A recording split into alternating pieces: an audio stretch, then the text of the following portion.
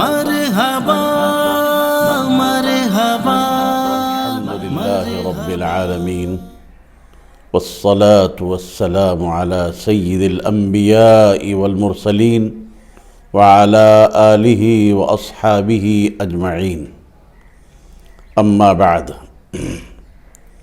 وعن عائشة رضي الله عنها أن النبي صلى الله عليه وسلم كان يعتكف العشر الأواخر من رمضان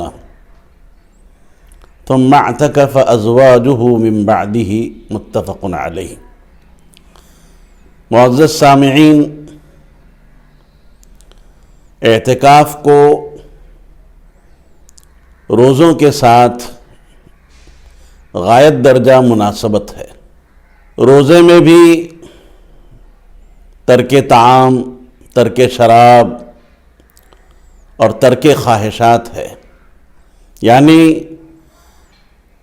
اللہ کے حکم کے امتثال میں اور ماننے میں کھانا پینا، شہوات اور لذات کو چھوڑنا پڑتا ہے۔ اسی طرح اعتکاف میں بھی اپنے گھر کو، اپنے گھر والوں کو، اور روزے میں تو دن میں اپنی خواہشات پر قابو پانا ہے، رات میں اللہ تعالیٰ نے اپنی منکوحہ سے مباشرت کی اجازت دی ہے۔ احل لکم لیلۃ الصیام الرفث الی نسائکم، مگر حالت اعتکاف میں اس کو بھی ترک کرنا ہوتا ہے۔ قرآن مجید میں ارشاد باری تعالیٰ ہے وَلَا تُبَاشِرُوهُنَّ وَأَنْتُمْ عَاكِفُونَ فِي الْمَسَاجِدِ، کہ عورتوں سے مسجدوں میں بحالت اعتکاف مباشرت نہ کرو۔ تو رات میں بھی معتکف انسان اپنی زوجہ سے اور اپنی بیوی سے مباشرت نہیں کر سکتا۔ در حقیقت یہ ایک سلسلہ ہے کہ روزے میں دن میں کھانا پینا اور خواہشات کو ترک کرنا ہے، اور اس کے بعد اعتکاف کی صورت میں گھر بار کو اور اپنے بال بچوں کو، اہل و عیال کو ترک کرنا ہے، چھوڑ کر اللہ کے گھر میں آ کر بیٹھ جانا ہے۔ اور پھر ماہ رمضان کے ختم کے بعد اشہر حج وہ شروع ہو جاتے ہیں، جس میں اپنے وطن کو بلکہ اپنے ملک کو بھی ترک کرنا ہوتا ہے، اور افعال حج کو اور مناسک حج کو ادا کرنا ہوتا ہے۔ یاد رکھیے، اعتکاف کے لفظی معنی تو کسی جگہ پر ٹھہر جانا اور کسی چیز کو لازم پکڑنے کے آتے ہیں، مگر کتاب و سنت کی روشنی میں، شریعت کی اصطلاح میں اعتکاف کہا جاتا ہے اللہ کی رضا اور خوشنودی کے خاطر اللہ کے گھر میں، یعنی مسجد میں، اور مسجد بھی ایسی کہ جہاں 5 وقتہ نمازیں باجماعت ادا کی جاتی ہوں، اعتکاف کرنا، مسجد کے کسی گوشے میں بیٹھ جانا محض اللہ کی رضا کے خاطر، یہ اعتکاف کہلاتا ہے۔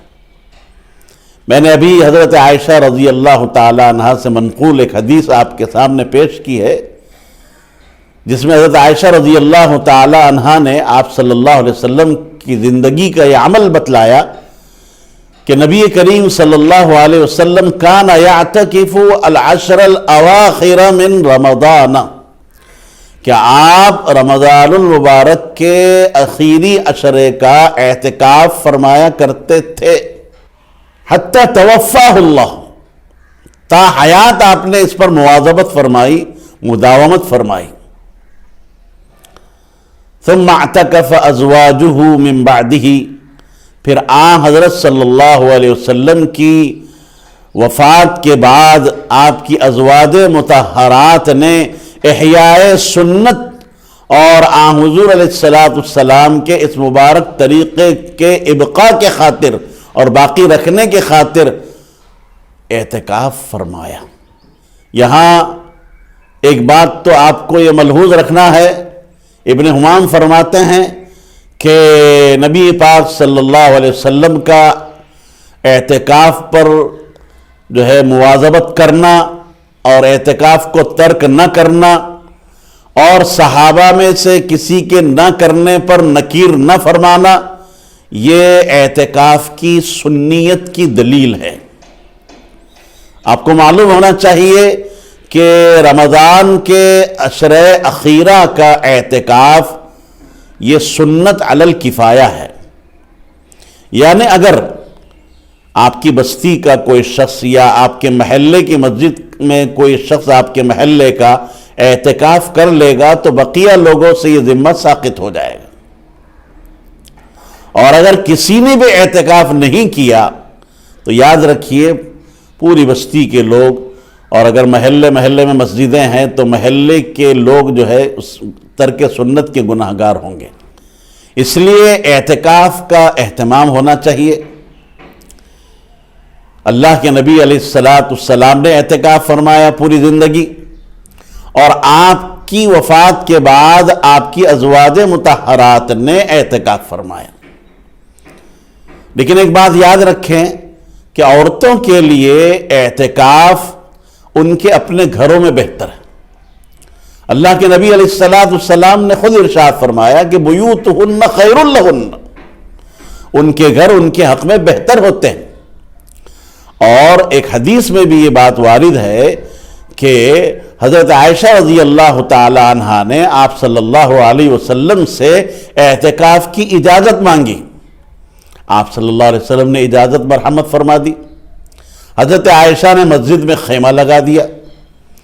حضرت حفصہ کو اس بات کا علم ہوا، آپ نے سنا تو آپ نے بھی خیمہ جو ہے لگا دیا۔ حضرت زینب رضی اللہ تعالیٰ عنہ کو پتہ چلا، آپ نے بھی خیمہ لگا لیا۔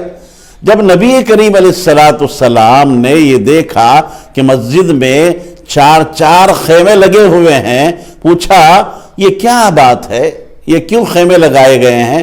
آپ کو بتایا گیا کہ آپ کی ازواج نے جو یہ خیمے لگائے ہیں اعتکاف کے لیے۔ تو آپ علیہ السلام نے ناگواری کا اظہار فرمایا اور ان خیموں کو وہاں سے ہٹانے کا حکم دیا۔ تو اس سے بات معلوم ہو رہی ہے کہ عورتوں کے لیے بہتر یہی ہے کہ وہ اپنے گھر میں مسجد بیت میں، اور اگر مسجد بیت نہ ہو تو کوئی جگہ کسی گھر کے کسی گوشے میں ایسی خاص کر لی جائے، پاک صاف جگہ، اور وہاں جو ہے اعتکاف کیا جائے۔ اور عورتوں کے لیے ضروری ہے کہ اعتکاف جو ہے اس صورت میں کیا جائے کہ وہ حیض سے، نفاس سے پاک ہو، جنابت سے پاک ہو۔ مرد کے لیے بھی یہ ضروری ہے کہ وہ جنابت سے پاک ہو، عاقل ہو، اور جنابت سے، اور عورت ہو تو حیض و نفاس سے کیا ہونا چاہیے؟ پاک ہونا ضروری ہے۔ تو اعتکاف صحیح ہوگا، ورنہ صحیح نہیں ہوگا۔ حضرت ابو ہریرہ رضی اللہ تعالی عنہ سے ایک حدیث منقول ہے، وہ فرماتے ہیں کہ نبی پاک صلی اللہ علیہ وسلم نے اپنی زندگی میں ماہ رمضان کے آخری عشرے کا اعتکاف فرمایا، مگر آپ کی زندگی کا جو آخری سال تھا آپ نے اس سال 20 دن کا اعتکاف فرمایا۔ 20 دن کا۔ ہر سال آپ 10 روز کا اعتکاف فرماتے تھے، مگر جو آپ کی زندگی کا آخری سال تھا آپ نے 20 روز کا اعتکاف فرمایا۔ کیوں؟ اللہ کے دربار میں پہنچنے کا وقت قریب آ چکا تھا، آتش شوق بھڑک رہی تھی، اور منزل شوق سامنے تھی۔ تو اللہ کی ملاقات اور وصال محبوب کا کمال شوق جو ہو گیا تھا وہ فزو ہو گیا تھا۔ اس میں آپ کی امت کے لیے ایک لطیف انتباہ بھی ہے کہ زندگی کی آخری جو ہے مدت میں اور اواخر حیات میں انسان کو چاہیے کہ وہ زیادہ سے زیادہ حسنات کرے، زیادہ سے زیادہ طاعات بجا لائے، تاکہ فرما برداری اور نیکوکاری کی حالت میں وہ بارگاہ ایزدی میں پہنچے۔ دیکھیے، اعتکاف بہت بڑی عبادت ہے۔ اللہ کے نبی صلی اللہ علیہ وسلم نے فرمایا، حضرت عبداللہ بن عباس سے روایت منقول ہے، یجزا یا یجرا لہ الحسنات کعامل الحسنات کلھا، کہ وہ معتکف کہ جو بہت ساری نیکیوں سے جو ہے باز رہتا ہے، کر نہیں پاتا، تو ایک عامل حسنات کی طرح اس کو ساری حسنات کیا اس کے نام اعمال میں لکھی جاتی ہے۔ اس لیے ہمیں اور آپ کو اس کا اہتمام کرنا چاہیے۔ آج کل اعتکاف کی عبادت ہم سے چھوٹتی چلی جا رہی ہے۔ دیہاتوں میں اور بہت ساری بستیوں میں ہم دیکھتے ہیں کہ لوگ جو ہے اعتکاف کا اہتمام نہیں کرتے۔ اللہ رب العزت ہمیں اعتکاف کی جو ہے کرنے کی توفیق نصیب فرمائے۔ وآخر دعوانا ان الحمد للہ رب العالمین۔